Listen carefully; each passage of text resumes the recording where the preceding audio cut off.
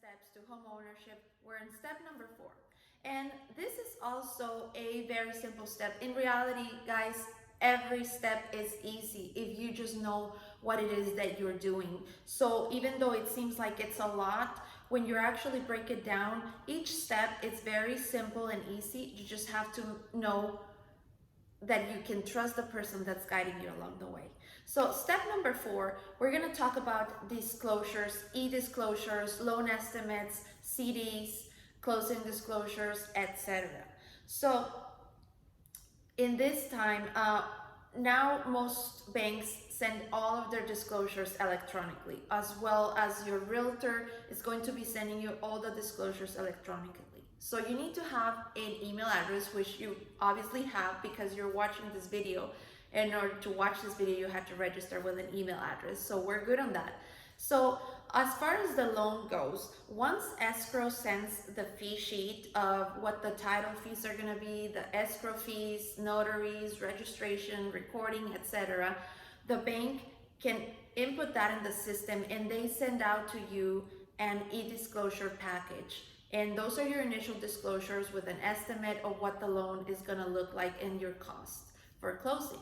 So you sign that, then the loan gets submitted to underwriting, and then there's an underwriter that will review your file and they give us a conditional approval.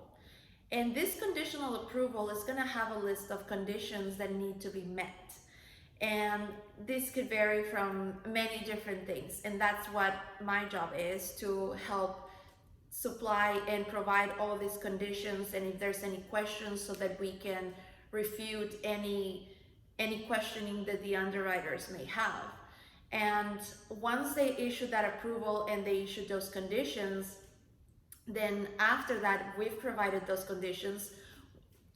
Once we've received the appraisal and we've collected any of those pending items that they're requesting, then we know that we're ready to submit all of that back to the underwriter.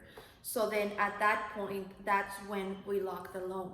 Typically, this is gonna be more towards the end. You would say maybe about 10 days prior to closing, because we want to ensure that everything is in place. These locks have a time frame, so they expire. And if we lock it too soon, then you could end up paying charges for every day that we're extending. So that's why we wait until the end. Now, the other thing is, once the loan is locked, then the bank will issue another loan estimate, now with the loan locked, with your rate locked. And then you have to view that disclosure as well. The next day, they issue what is called a closing disclosure, or known as the CD. This closing disclosure is also your final rate, your payment, what it's gonna look like, and a more accurate estimate of all of your closing charges. And that's basically it. You know, once we have all this in place and we have all the conditions, we submit everything to the underwriter again, and then they review for final approval and clear to close, which is actually another step that we will get to talk to in another video. So this is for now. Have a great day.